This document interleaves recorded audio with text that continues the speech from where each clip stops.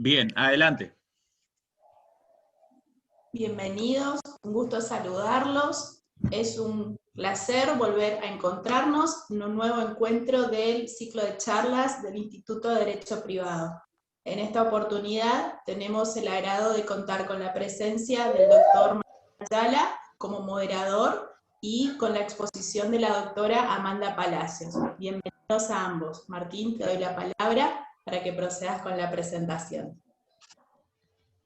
Muchas gracias, Carolina, y muy agradecido a el honor que me otorga el Instituto de Derecho Privado de la sede Santos Mártires de la Universidad Católica de Santa Fe, de presentar a la disertante de hoy, que es la doctora Amanda Elizabeth Palacios. Amanda es abogada, secretaria relatora del Tribunal de Cuentas de la provincia, especialista en Derecho Ambiental, con un posgrado sobre responsabilidad social ambiental empresarial, docente de la Facultad de Derecho de la Universidad Católica de Santa Fe, adjunta a cargo de las cátedras de Derecho Civil, Parte General y de sucesiones, y hoy va a exponer sobre el régimen de capacidad de las personas humanas en el Código Civil y Comercial, y me parece, como lo comentábamos con Amanda y con los demás integrantes del Instituto, que es un tema sumamente importante, porque realmente el Código Civil y Comercial ha provocado una transformación del modelo, del paradigma de la capacidad civil, de una capacidad civil pensada en el Código de Vélez como compartimentos estancos. Ahora aparece la capacidad progresiva, y bueno, los que no nos hemos formado con ese nuevo paradigma, entendemos que es muy importante poder aprenderlo, e inclusive quienes ya han estudiado con este nuevo modelo de capacidad civil, es muy importante poder comprender, poder conocer la gradualidad de esta progresión de la capacidad. Así que la verdad es que me parece sumamente interesante el tema que hoy ha elegido Amanda para compartir con nosotros, y te escuchamos, Amanda, en tu disertación. Bueno, muchísimas gracias, Martín, Carolina, y a través de usted al Instituto de Derecho Privado de nuestra casa de estudio. Sobre todo agradecer en estos tiempos que está sumamente bueno poder reflexionar temas de derecho privado en este espacio que se ha creado, ¿no? Y podamos compartir. Y bueno, como dice Martín, este tema de la capacidad, si bien ya es un tema sumamente interesante porque con el nuevo código, bueno, ha tenido unos cambios importantes y trascendentes, que bueno, yo no es que les voy a venir a enseñar porque a 6 años del código yo creo que ustedes ya están sabiendo mejor que yo, pero bueno, como les decía, me parece importante poder reflexionar y poder entre todos, ¿no es cierto?, compartir el tema. Bueno, dado ya estas interrupciones que tuvimos, no me quiero extender tanto, y les voy a compartir, ¿no es cierto?, un Power como para ir razonando, ¿no es cierto? Pero bueno, previo a todo esto, como decía Martín, este tema del Código Civil, es importante destacar que es uno de es el primer código que se ajusta a los parámetros que trae o a la normativa que trae esta Convención Internacional de las Naciones Unidas sobre los derechos de las personas con discapacidad. Es decir, de ahí la importancia que tiene el Código Civil con respecto, sobre todo relacionado, después que vamos a ver, a partir de los artículos 31 en adelante, lo referente a la restricción de la capacidad. Y también, como hacía referencia Martín, este tema ampliamente ya comentado, pero como dice una vieja, perdón la palabra, pero una señora locutora, ¿no? El público se va renovando, ¿no? Entonces, al volver a hablar sobre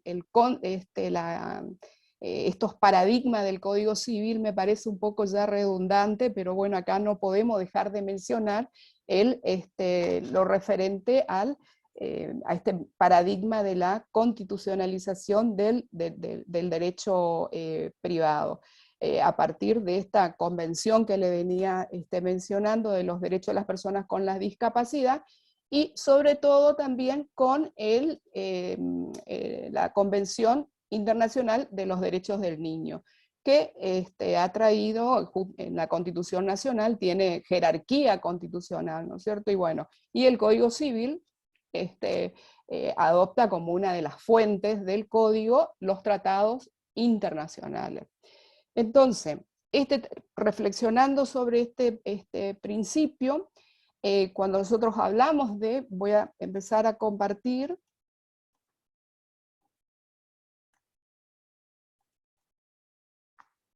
No sé si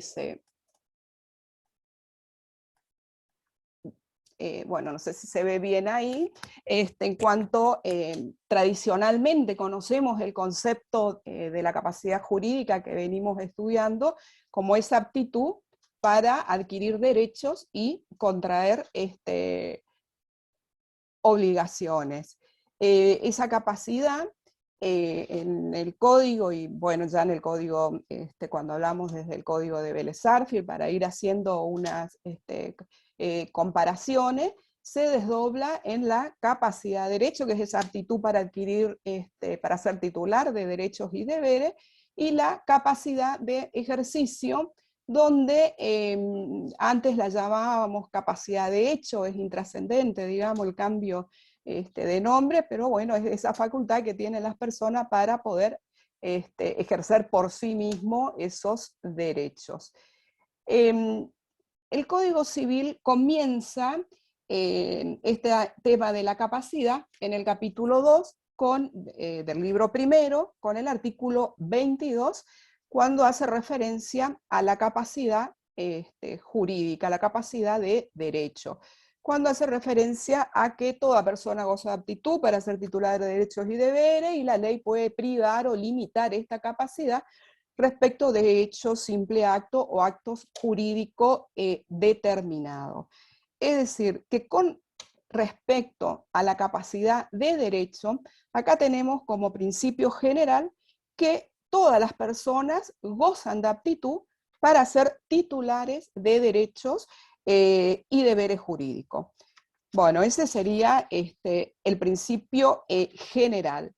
Como excepción, vamos a ver las limitaciones o las privaciones a esa capacidad, pero respecto de ciertos hechos, simples actos o actos jurídicos determinados.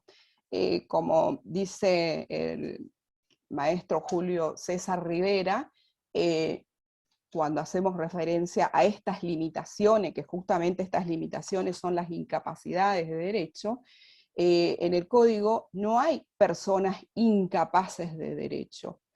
Lo que hay son disposiciones que limitan esa capacidad de derechos. Es decir, hay incapacidades de derecho respecto a ciertos hechos o actos.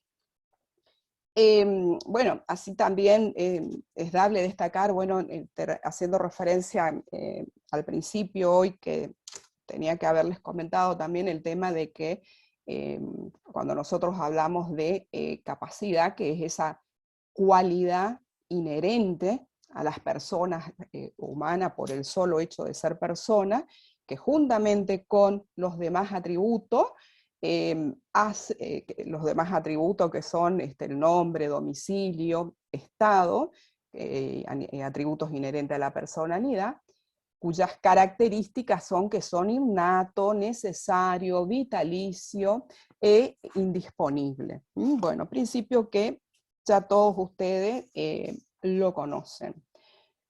Cuando nosotros hablamos de la incapacidad de derecho o incapacidad de ejercicio, vamos a decir que siempre son relativas, ¿no es cierto? Porque no puede haber incapacidades de derechos absolutas, ya que eso equivaldría, ¿no es cierto?, a lo que ya hace años, muchísimos años está derogado, que es la esclavitud o la muerte civil. En cuanto al fundamento que tienen las incapacidades, ambas incapacidades, cuando hablamos de derecho o de ejercicio, se refiere a que se trata de una protección. Siempre se trata de una protección a intereses. En el caso de la incapacidad de derecho, lo que se protege son principios superiores de orden público, especialmente la moral, la buena costumbre, es decir, que lo que se trata de proteger es a la sociedad en general. De ahí que estas incapacidades no se suplen. Y ejemplos de las incapacidades de derecho, tenemos como ejemplo, para nombrarles algunos, los impedimentos matrimoniales del artículo 403, las inhabilidades para contratar previstas en los artículos 1001, 1002, las disposiciones que impiden ser sucesores ante el fallecimiento de una persona, enumeradas en el artículo 2482, para dar algunos ejemplos simplemente. Pero repito, entonces, no hay personas incapaces de derecho, sino hay incapacidades de derecho respecto de ciertos actos o de ciertos hechos que la ley o este código limita. Al hacer referencia ya a la capacidad de ejercicio, vamos a decir que toda persona humana, el artículo 23 lo menciona, toda persona humana puede ejercer por sí misma sus derechos, excepto acá también las limitaciones expresamente previstas en este código y en una sentencia judicial. Por supuesto, el principio general en materia de capacidad de ejercicio, siempre la base es la capacidad. La excepción son esas limitaciones impuestas por la ley, por el código o sentencia judicial, que van a ser, por supuesto, excepciones a ese principio general. Y por supuesto constituyen las incapacidades de ejercicio que están enumeradas en el artículo 24 del Código. Este artículo 24, en principio, enumera quiénes son los incapaces de ejercicio. Ustedes recordarán el Código de Vélez, ¿no es cierto?, cuando ya hablaba de las incapacidades de derecho. Así, si bien, como nosotros decimos acá respecto, vamos a ver después a los menores, que se destaca, como decía Martín, a esta autonomía progresiva de la voluntad, el Código de Vélez también contemplaba esa autonomía, es decir, ahora cuando hablemos de los menores, sobre todo vamos a hacer relevancia en eso. Hace mención entonces el código a las personas por nacer, el código de Vélez también lo hacía, el código de Vélez de que cuando hablaba de los menores, si bien nosotros decimos que había una distinción tajante, ¿no es cierto?, entre los capaces y las personas incapaces, pero no obstante ello, ya se hablaba también de cuando hacía incapaces de hecho, hablábamos, ¿no es cierto?, de hecho relativo y de las personas incapaces de hecho absoluto. Es decir que ya había también una graduación en este tipo de incapaces, a diferencia de la incapacidad jurídica que no tiene esa gradación. Entonces, como inciso segundo del artículo 24, inciso B, tenemos la persona que no cuenta con la edad y grado de madurez suficiente, que se refiere a las personas menores de edad. Este artículo, después, este inciso lo vamos a analizar con el artículo 26 de las personas menores de edad y cuáles son los derechos que pueden ejercer por sí mismo. Y tercero, tenemos como personas incapaces aquellas que son declaradas por sentencia judicial y en la extensión dispuesta en esa decisión, que son las personas a las que se declaró la incapacidad, ¿sí? En el artículo 32, en el último párrafo, que lo vamos a ver como última excepción, eso también lo vamos a remarcar, a la persona que se le restringe su capacidad, que esto sería la novedad del Código Civil, novedad digo ya hace 6 años, ¿no? Que se contempla en el artículo 32 en el primer párrafo, y a los inhabilitados por prodigalidad, artículo 48. Ustedes recuerdan también que acá se limita, en el caso de los inhabilitados, solamente se mantiene a la prodigalidad, y se le quitó, por así decirlo, lo que en el caso de los inhabilitados, que se contemplaba en el artículo 152 bis del Código de Vélez, donde también se hablaba de aquellos casos de por salud mental o los toxicómanos, que hoy estarían dentro de aquellas personas con capacidad restringida.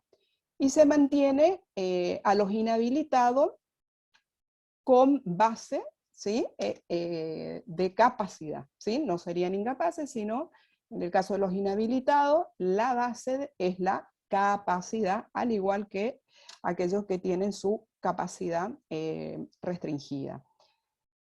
Bueno, saliendo del artículo 24, el artículo 25 también, y acá se ve esa notoria también ajuste que hizo el código en relación a esta tan importante convención de las Naciones Unidas sobre las personas, de los derechos de las personas con capacidad, donde hace referencia, bueno, que el menor de edad, ¿quién es? Es la persona que no ha cumplido 18 años.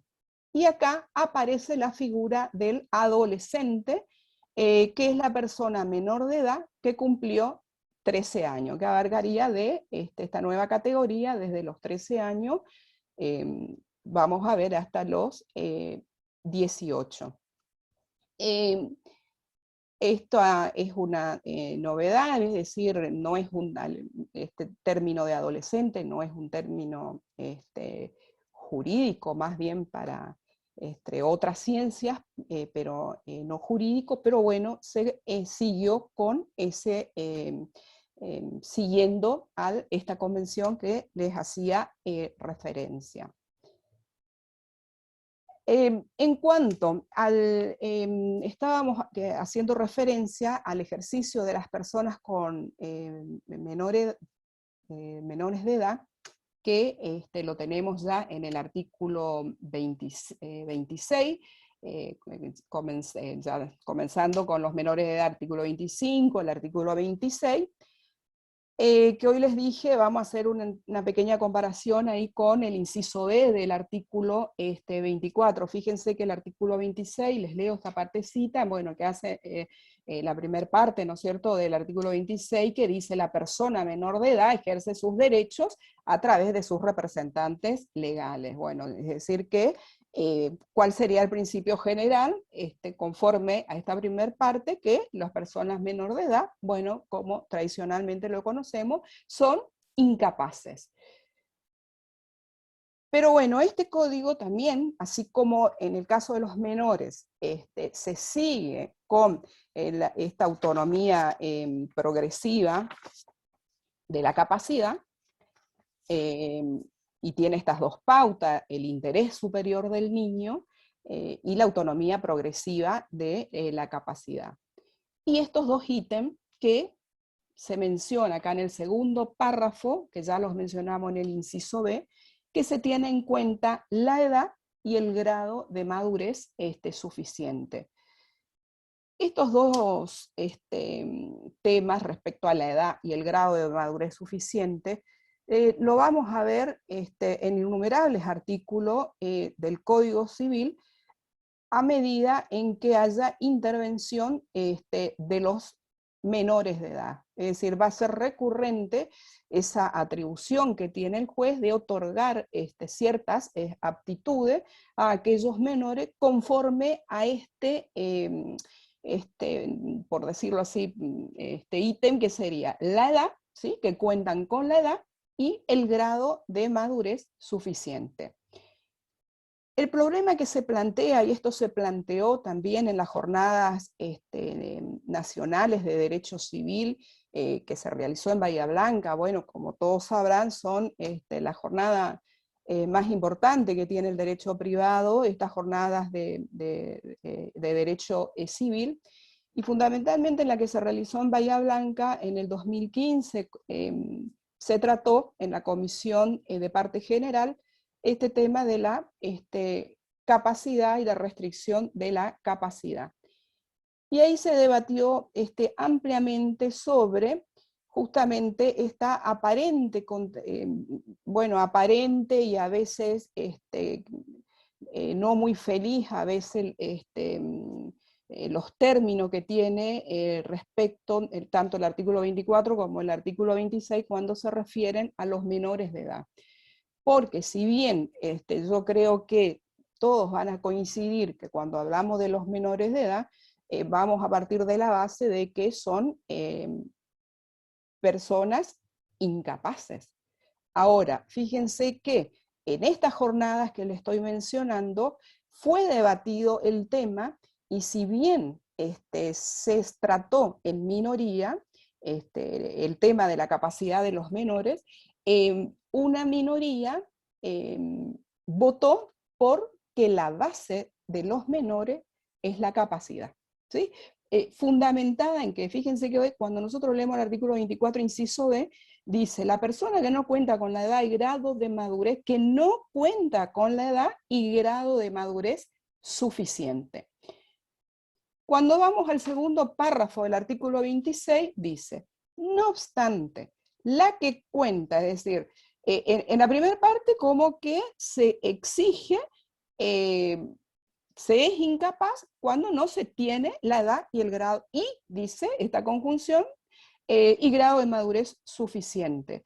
Ahora, si no vamos al segundo párrafo, la persona que cuenta con edad y grado de madurez suficiente puede ejercer por sí los actos que le son, dice encima, los actos que le son permitidos por el ordenamiento jurídico. Parecería como que acá con un solo requisito, sea la edad o grado de madurez suficiente, ya están aptos para ejercer los derechos, como que serían capaces. Sumado, fíjense, me adelanto un poquito en el caso del artículo 32, cuando comenzamos con la capacidad restringida o incapacidad, que dice el juez puede restringir la capacidad para determinados actos de una persona mayor de 13 años, ¿sí? Es decir, que estamos hablando de capacidad restringida, la base es la capacidad, las personas son capaces, aquellas que se les restringen la capacidad. Entonces, los menores son incapaces, o los menores son capaces. Es como que está confuso este tema en el código. De hecho, les repito, un número importante de profesores de Derecho Civil, Parte General, han manifestado, han votado en esa comisión respecto a que la base es la capacidad. Pero bueno, no fue la opinión mayoritaria en la comisión. De todas maneras, es algo que tendrá que tenerse en cuenta, porque fíjense la importancia que tiene, es decir, en el caso de los jueces, es decir, van a tener en sus fallos, ¿no es cierto?, si ellos están facultados, teniendo en cuenta la edad y grado de madurez, si el principio general, la base de los menores, es la incapacidad, va a tener que determinar qué actos puede hacer el menor, específicamente. Pero en cambio, si la base es la capacidad, tiene que ser al revés. Tiene que establecer específicamente cuáles son aquellos hechos o acto que no puede realizar el menor. Es decir, es importante el tema, por eso me pareció acá remarcarlo. Bueno, saliendo de este tema, la persona menor de edad, ¿sí?, al ser incapaces, no ejercen sus derechos por sí, sino a través de sus representantes legales. Bueno, esto está enumerado en el artículo 101, 102, que me remito a esos artículos. Es decir, hablamos de representantes legales, es decir, acá el código sigue el sistema de Vélez respecto a ese sistema proteccionista, es decir, que se protege a la persona, porque hoy cuando hablamos del fundamento de la incapacidad jurídica, acá hacemos referencia al fundamento de la incapacidad de ejercicio, donde también se protege un interés, pero el interés es particular. ¿A quién se está protegiendo? A la persona incapaz, al vulnerable. Por lo tanto, se sustituye su voluntad a los fines de equiparar esa incapacidad a través de sus representantes legales o, en su defecto, el tutor que se le nombre, ¿no? Bueno, respecto a las excepciones que marca el artículo 26, a partir del segundo párrafo del artículo 26 que les íbamos mencionando, fíjense el artículo, bueno, el segundo párrafo que les había leído, el que no cuenta con edad, grado de madurez suficiente, puede ejercer por sí aquellos actos que le son permitidos por el ordenamiento jurídico. Acá aparece otra situación importante. En situaciones de conflictos de intereses con su representante, puede intervenir con asistencia letrada. Es decir, que estando en juicio, el menor puede tener su propio abogado, ¿sí?, en caso de conflicto con sus padres, tutores, ¿sí?, en el caso de sus representantes legales. Bueno, como siempre dice Rivera, ¿quién le paga? ¿Quién va a ser el que le va a pagar a los abogados de estos menores, ¿no? Pero bueno, eso tampoco está contemplado en el código. El tercer párrafo dice, la persona menor de edad tiene derecho a ser oída en todo proceso judicial que le concierne, así como a participar en las decisiones sobre su propia persona. Bueno, esto es uno de los paradigmas que también se va los vamos a ver en varios supuestos del código, procesos de familia, ¿sí?, como el caso del proceso de adopción, donde el menor debe ser oído en toda decisión que, en el proceso judicial o decisión que le concierne al menor. Ahora, empezamos con las aptitudes que pueden tener esta autonomía progresiva, es decir, acá tenemos una distinción entre los adolescentes, que sería a partir de 13 años a 16 años, y después de 16 a 18. Son importantes esta autonomía progresiva que va teniendo el menor. En el cuarto párrafo, ¿qué dice? Se presume que el adolescente entre 13 y 16 años tiene aptitud para decidir por sí mismo respecto a aquellos tratamientos que no resulten invasivos, ni comprometen su estado de salud o provocan un riesgo grave en su integridad física. Es decir, que en estos casos, sobre el cuidado de su propio cuerpo, ¿sí?, el adolescente tiene capacidad para tener y adoptar determinadas decisiones, siendo equiparado al adulto. Luego eso vamos a ver en el último párrafo, de cumplir los 16 años. Pero acá hay numerosos artículos, después vamos a ir mirando también en algunos artículos del código, pero bueno, fíjense que acá el menor puede actuar por sí mismo sin consentimiento de los padres. Tampoco hablo de representaciones, sin la asistencia de los padres. En cambio, el párrafo quinto, siempre me refiero al artículo 26, si se trata de tratamientos invasivos que comprometan su estado de salud o está en riesgo la integridad o la vida del adolescente, debe prestar su consentimiento con la asistencia de sus progenitores. Bueno, es decir, que en todos aquellos casos que se traten de tratamientos invasivos, acá tampoco es claro el código a qué se refiere cuando hablamos de tratamientos no invasivos o tratamientos invasivos. Bueno, cuando también acá todo esto es una interpretación doctrinaria, cuando se tiene que intervenir los tejidos, bueno, se está hablando de tratamientos invasivos. Es decir, que no invasivo, ¿qué sería? Que el menor solo puede ir a tomarse una radiografía, resonancia, la colocación de un yeso, etcétera, etcétera, que puede hacerlo por sí mismo. Ahora, todos aquellos invasivos, ¿no es cierto? No sé, una operación estética que implique un riesgo para su integridad a la vida, ahí el adolescente debe prestar su consentimiento, pero con la asistencia de los representantes. Es decir, se requiere acá la voluntad del menor y la voluntad de sus representantes. La asistencia, no la representación.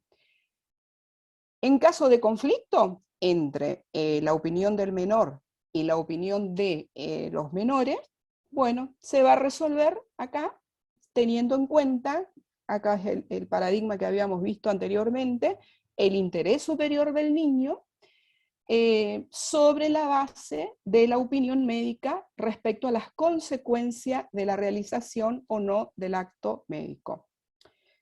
Bueno, acá siempre recuerdo un ejemplo que daba en sus tantas conferencias del doctor Julio Rivera, cuando él decía, ¿qué pasa en el caso de una urgencia médica? Es decir, no sé, el caso de, por ejemplo, él daba siempre el ejemplo de una persona testigo de Jehová, un menor que había que hacerle transfusión de sangre, estaba en riesgo su vida.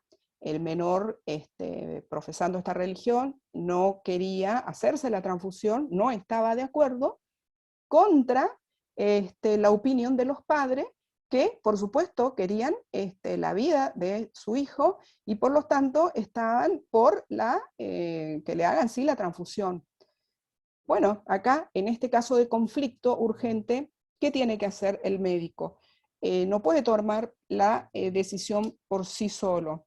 Tiene que hacerlo vía judicial. ¿Qué hace si esto se transcurre, no sé, madrugada? ¿Sí? Hay que encontrar un juez, y supónganse que encontramos un juez. El juez que tiene que tener la opinión, ¿sí?, del menor y la opinión del padre bajo la consulta, bajo la opinión médica, siempre y cuando teniendo en cuenta el interés del niño. Puede que cuando llegue a todas esas conclusiones, bueno, ya estemos tarde para esas decisiones.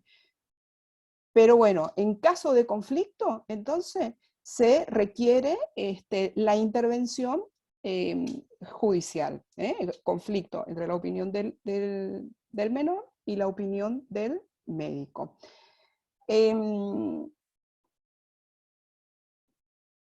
Cuando hay entonces conflicto de intereses con sus representantes legales.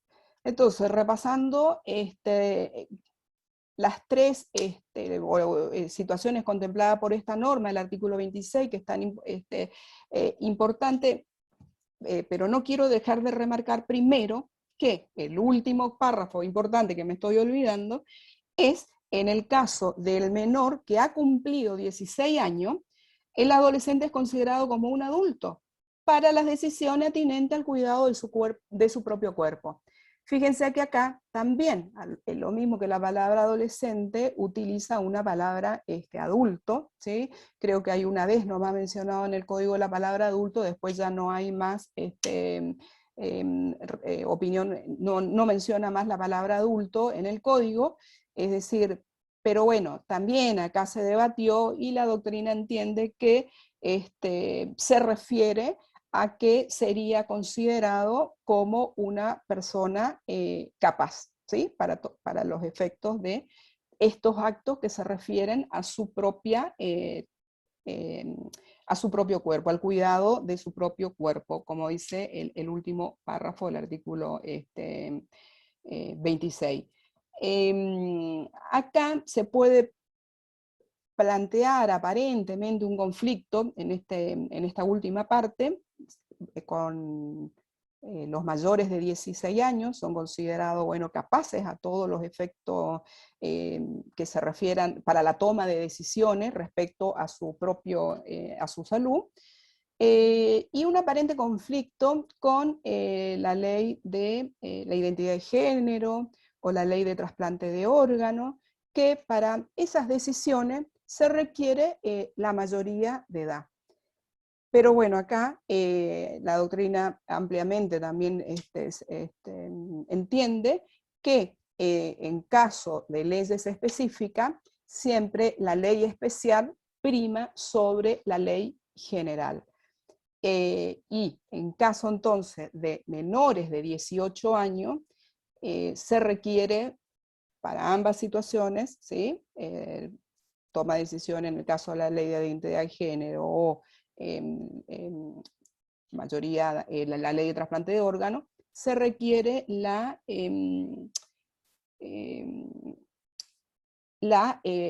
autorización de los padres, ¿sí? El consentimiento de los padres, en el caso de menores de 18 años. ¿Por qué? Porque son una ley especial, ¿sí? Entonces, bueno, ese aparente conflicto en realidad no sería conflicto.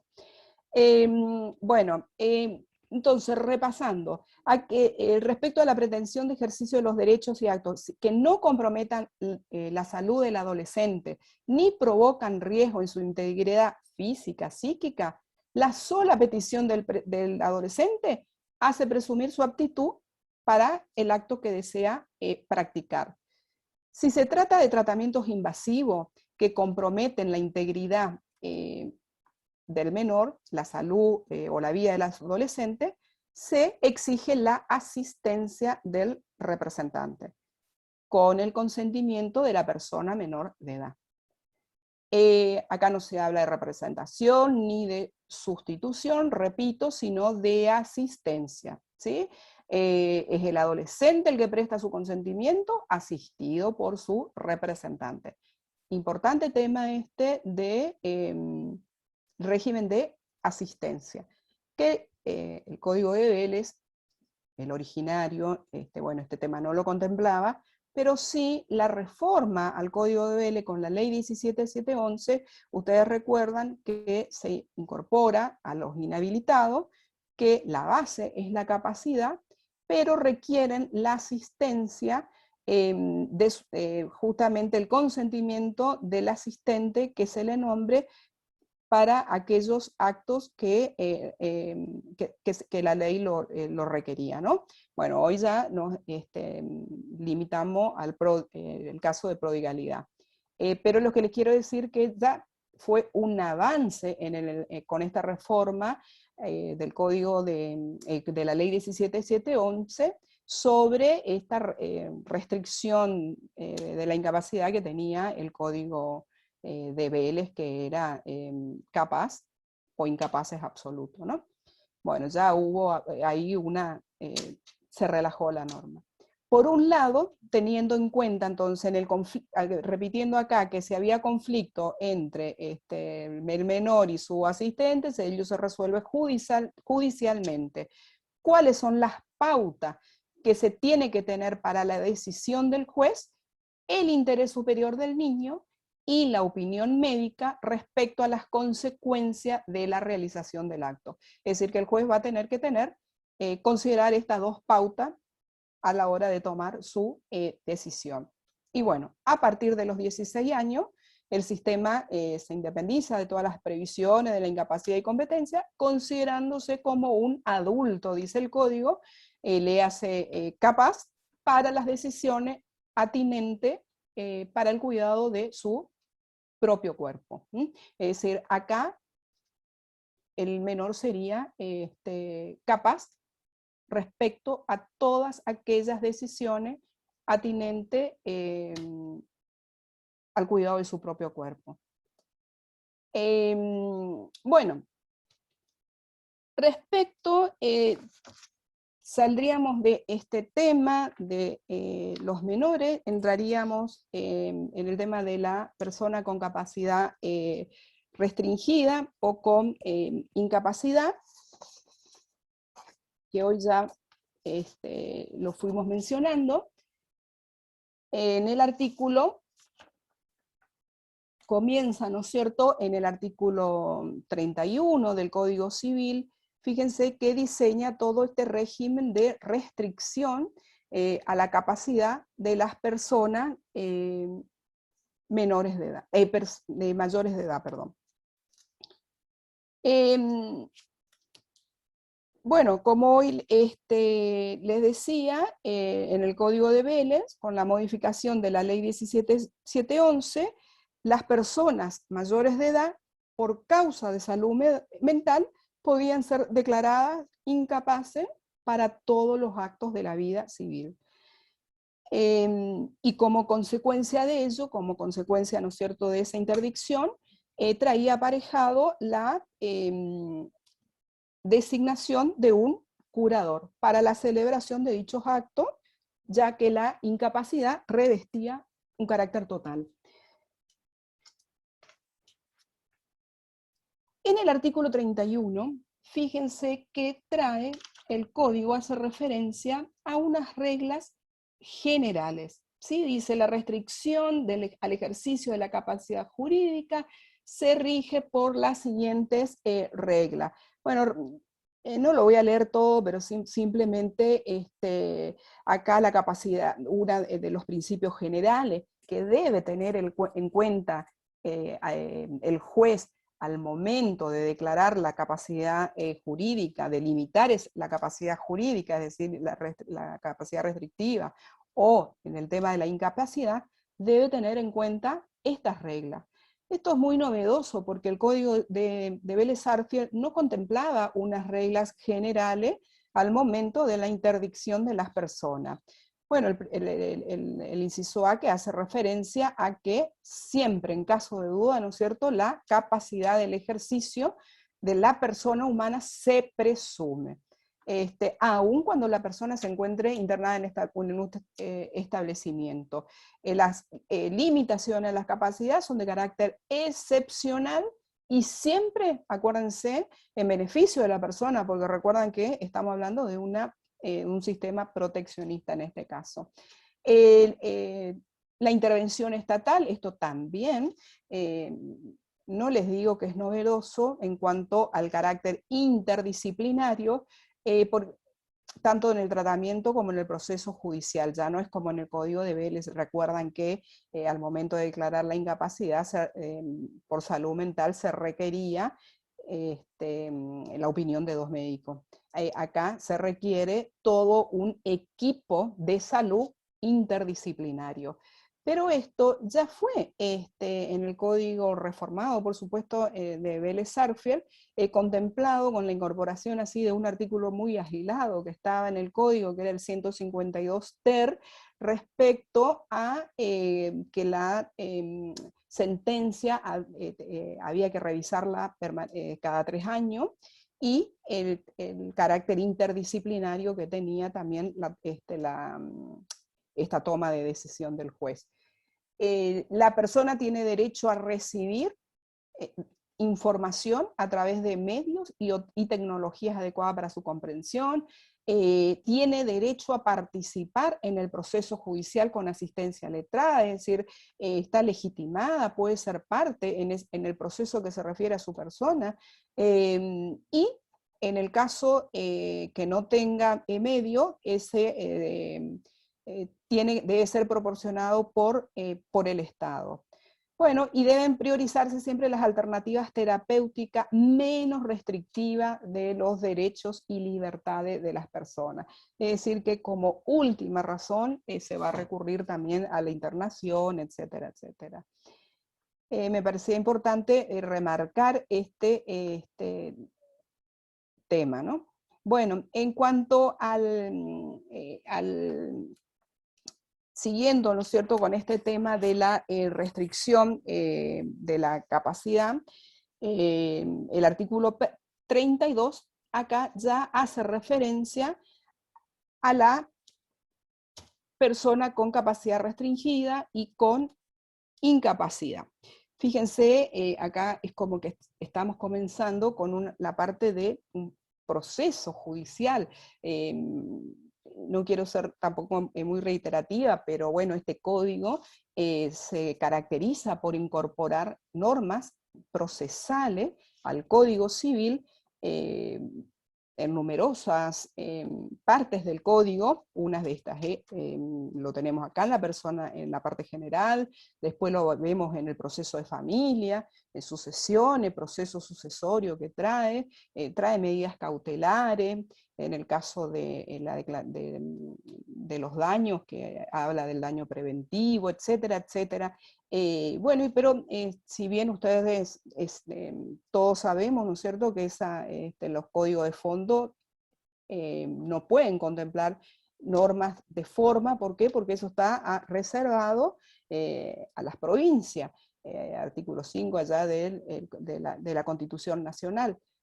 Pero bueno, es también sentado criterio en la Corte Suprema de Justicia de la Nación, donde estas normas procesales que tiene un código de fondo, en este caso en el Código Civil, no serían inconstitucionales, toda vez que sirvan para, en casos excepcionales, para favorecer el ejercicio de los derechos que resulte del Código de Fondo, en este caso del Código Civil.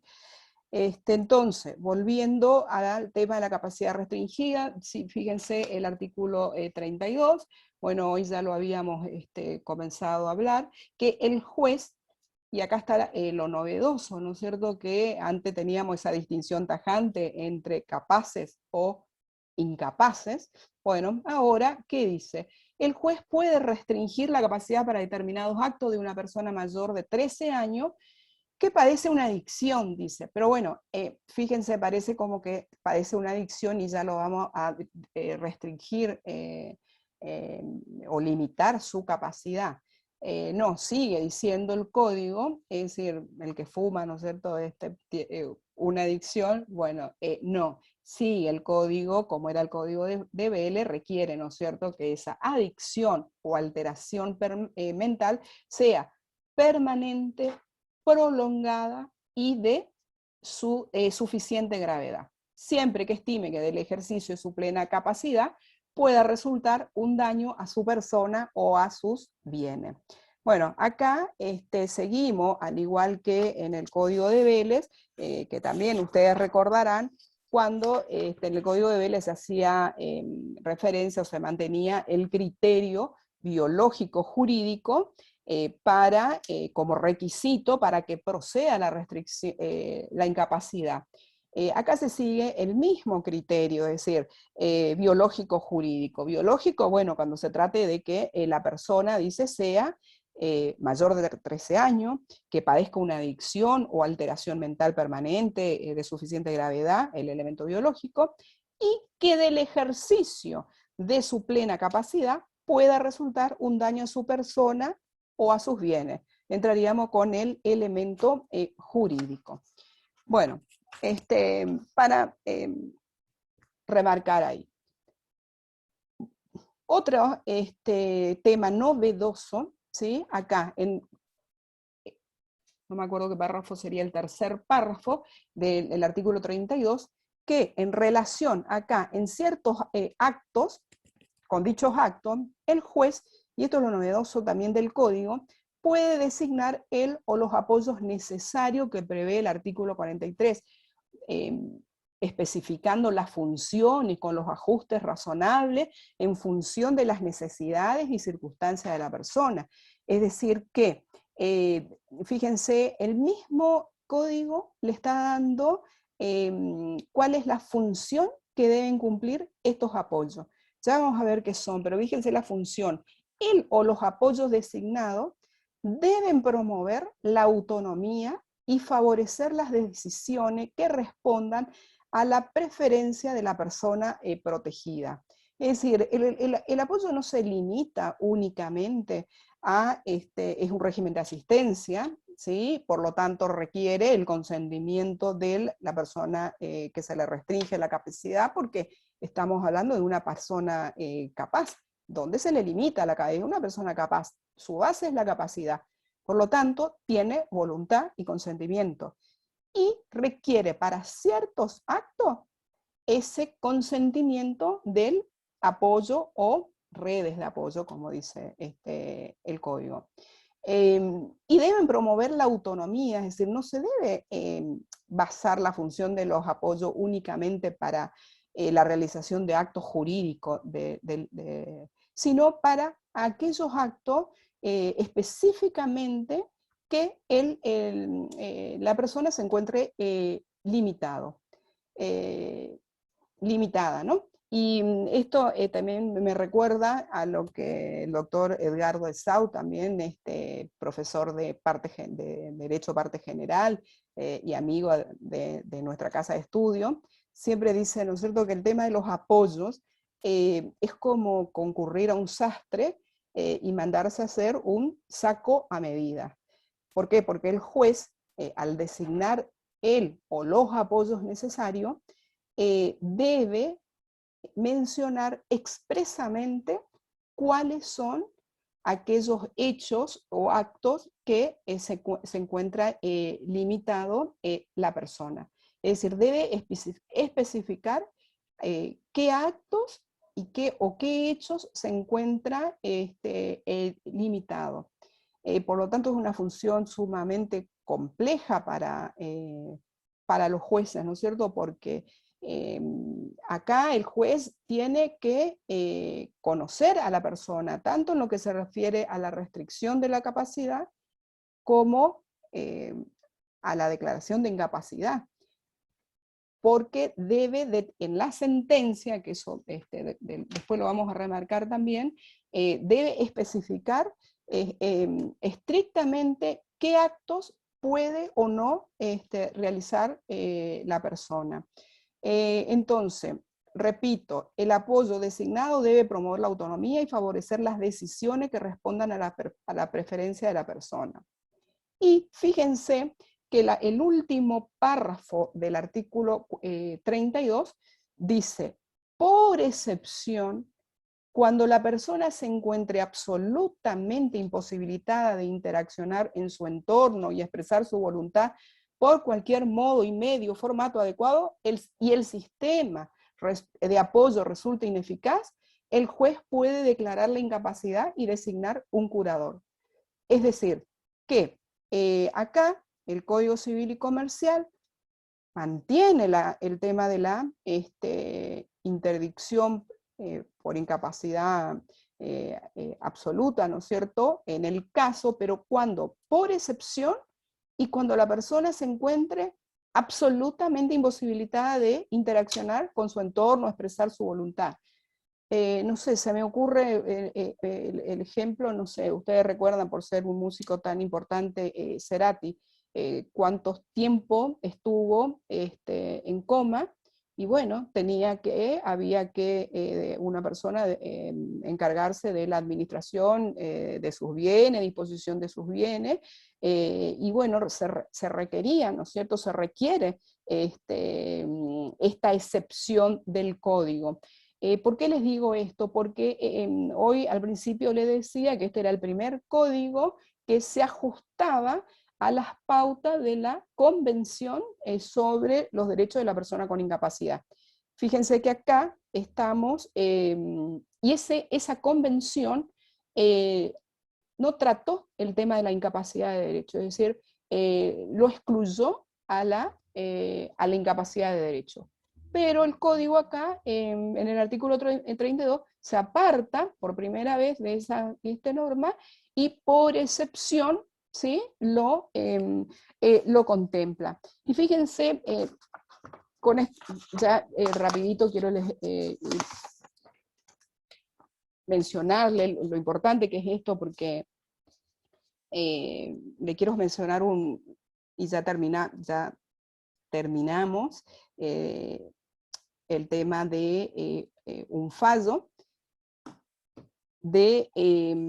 sobre la determinación de la capacidad, un fallo de la Corte Suprema de Justicia de La Plata, justamente donde dice: es procedente el recurso extraordinario de inaplicabilidad de ley interpuesto por la señora defensora oficial especialista en salud mental contra la sentencia que confirma la declaración de incapacidad en los términos del artículo 32, infine, del Código Civil Comercial de la Nación, puesto que no se ajusta a los parámetros vigentes de evaluación de salud mental de una persona, conforme a la Convención de los Derechos de la Persona con Discapacidad, aprobado por la Asamblea General de las Naciones Unidas, bueno, incorporado a nuestro derecho interno por la Ley 26.378, la Ley de Salud Mental 26.657, y absolutamente imposibilitada de interactuar en su entorno y expresar su voluntad, ¿sí? Conforme, es decir, a que admite el recurso extraordinario justamente porque no se ajusta a los parámetros vigentes para esta excepción. Es decir, que en ese caso se va a tener que rever la sentencia y seguramente se va a ir por la capacidad, por la restricción de la capacidad. Acá hay otro fallo reciente, que les leyeran del 2019. Otro fallo, el último, de la Cámara de Apelación en lo Civil y Comercial y de Familia de Lomas de Zamora de Buenos Aires, en cuanto a, revoca la sentencia que dispuso la declaración de incapacidad civil de una señora y en consecuencia restringe el ejercicio de su capacidad jurídica, designando en carácter de apoyo a su progenitor únicamente para los siguientes actos: actos de administración y disposición de patrimonio, actos relacionados con el ejercicio del derecho a salud, realización de gestiones administrativas, bueno, etcétera, etcétera. Para fundar su decisión, advirtió que la persona con discapacidad de auto tiene cierta independencia y autonomía en cuanto a su desempeño, en cuanto al desempeño en su vida social, sus actividades, se relaciona con amigos, conoce y administra pequeñas sumas de dinero. Es decir, que la persona puede interactuar. Esta es otra cuestión, como hoy les decía, el tema de los apoyos, no solamente se limita a la... bueno, esto más o menos ya los habíamos visto, que la función de los apoyos no se limitan únicamente a las cuestiones patrimoniales, los actos jurídicos patrimoniales, sino fíjense que deben promover la autonomía y favorecer las decisiones que respondan a las preferencias de las personas. Bueno, esto lo analizamos. La excepción, en el caso del incapaz, de la incapacidad, se le va a designar un curador que lo represente. Esto lo está contemplado en el artículo 101, inciso C. Bueno, pero sobre la base, como decíamos, de esos dos requisitos esenciales: imposibilidad absoluta de manifestación de la voluntad, aún utilizando tecnologías adecuadas, y que ese sistema de apoyo resulte ineficaz. Caso contrario, eventualmente se va a ir por una sentencia de capacidad restringida y la consecuente designación de apoyo, que es la situación que mencionamos recién en esos fallos de Buenos Aires. Entonces,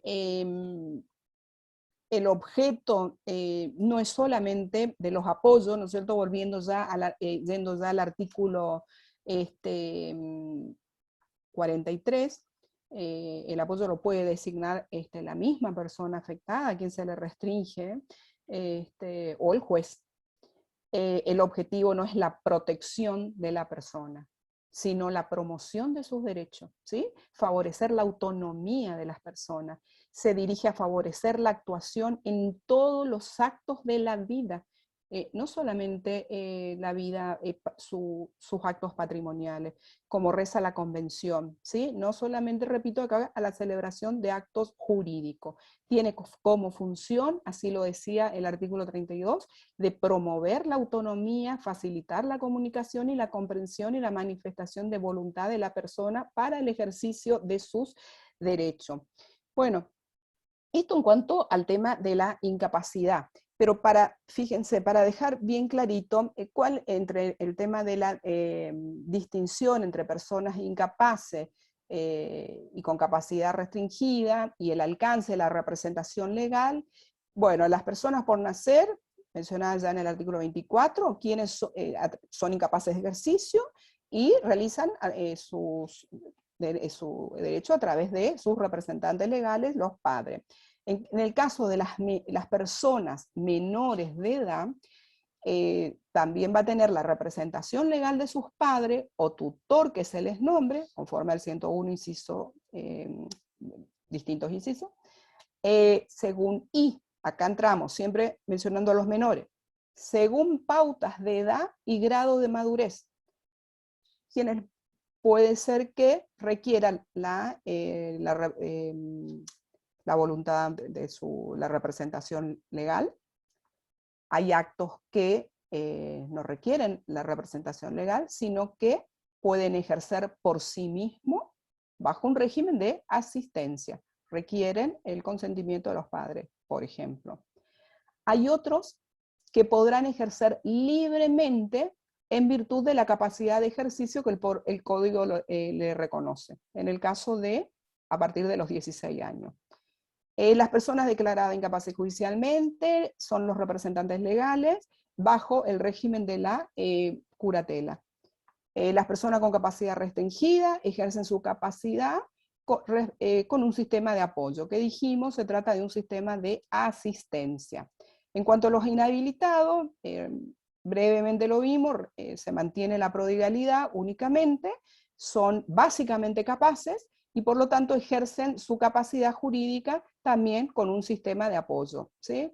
Bueno, en los artículos siguientes, hoy les decía, ¿no es cierto?, el código se caracteriza por tener normas de procedimiento, especialmente en esta parte de la capacidad restringida con incapacidad, y bueno, hace mención de todo el procedimiento legitimado, requiere medida cautelar, el caso de las entrevistas personal, la intervención personal del proceso, alcance de la sentencia, que debe ser muy específica, ya sea en el caso de la restricción de la capacidad o de la incapacidad. Se requiere la registración de la sentencia, la revisión, esta cosa es muy importante, la sentencia también es una ardua tarea, ¿no es cierto?, para los jueces, pero debe la sentencia revisarse cada 3 años.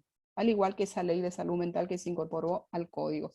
La internación, bueno, sobre todo la internación voluntaria, debe ser de carácter restrictivo. Y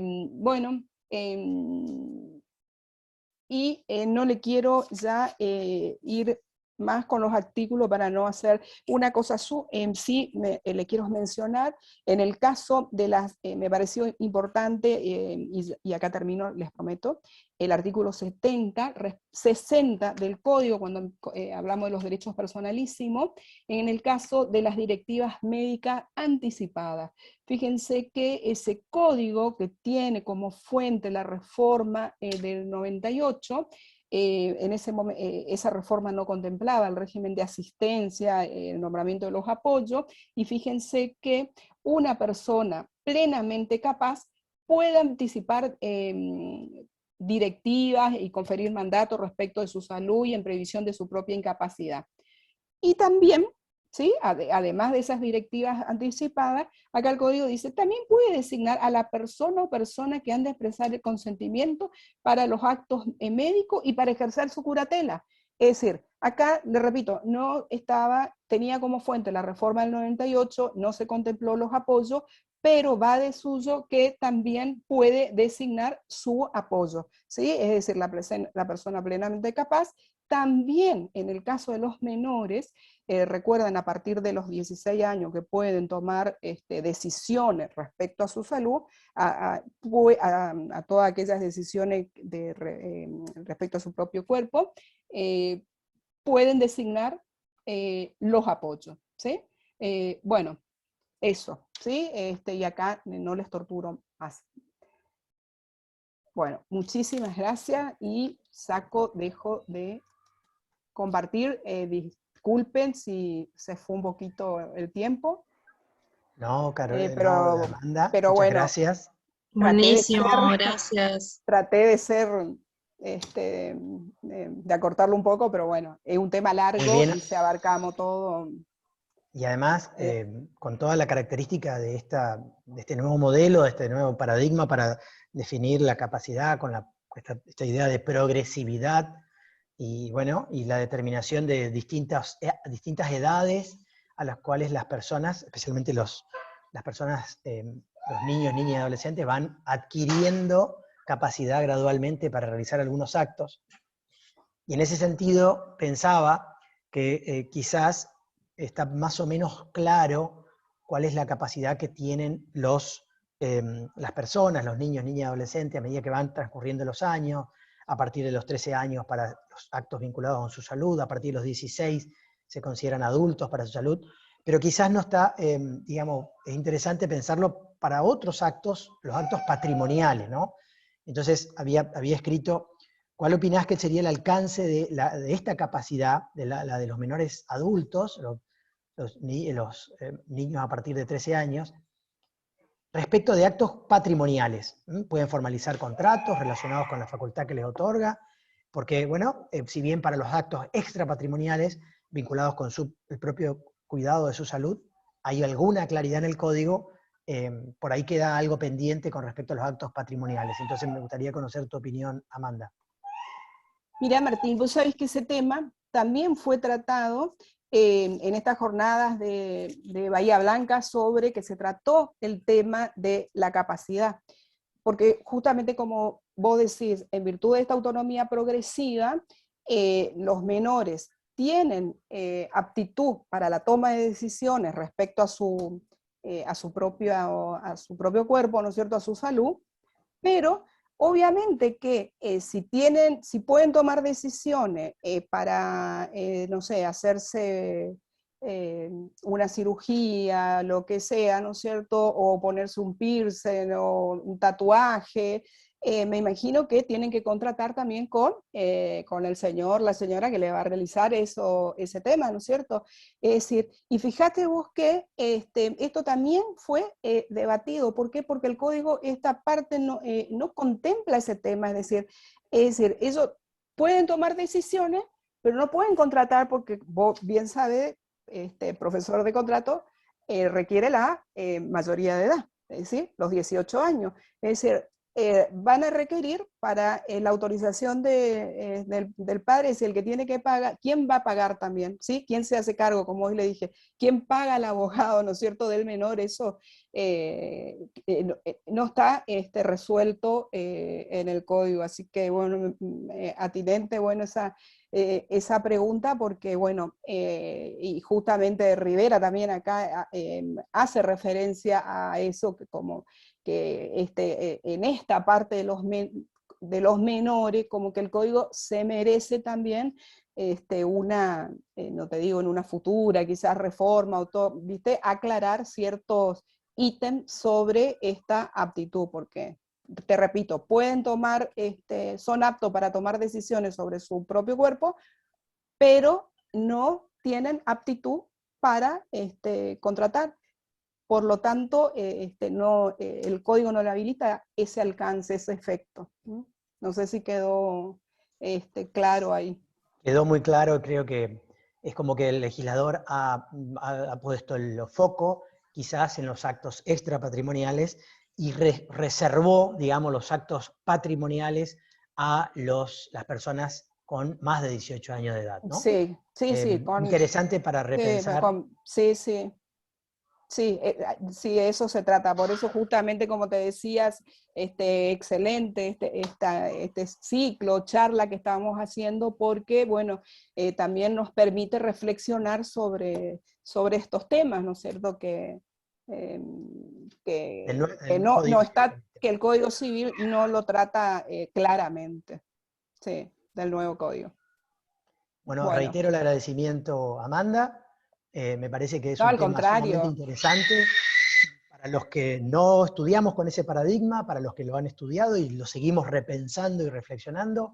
Nos vamos con las ideas de cómo interactuar con este nuevo modelo de concepción de la capacidad, esta idea de capacidad progresiva. Y a todos, invitarlos a la continuación de este ciclo de disertaciones del Instituto de Derecho Privado Santos Mártires de la Universidad Católica de Santa Fe, el próximo miércoles, el miércoles 9 de junio, donde vamos a poder compartir la disertación de Rubén Morós, que va a compartir con nosotros algunas reflexiones sobre la legítima y las reformas a la legítima en el Código Civil y Comercial, y en general de cómo se inserta en el derecho de sucesiones. Para los que nos deseen seguir, van a poder seguir esta disertación la disertación del 9 de Rubén en el canal de YouTube, donde no solamente esperemos que la puedan ver todos en vivo, sino que después, al igual que la disertación de hoy de Amanda, va a estar colgada, así que los invito a que nos sigan en el canal para poder también conocer qué otras charlas vamos a organizar y vamos a ir colocando allí. Así que, bueno, los invito a que nos encontremos nuevamente en este mismo espacio el miércoles 9 de junio a las 18 horas. Que tengan todos buen día. Muchas gracias. Martín, gracias, Caro, gracias a todos por escuchar. Hasta luego, gracias.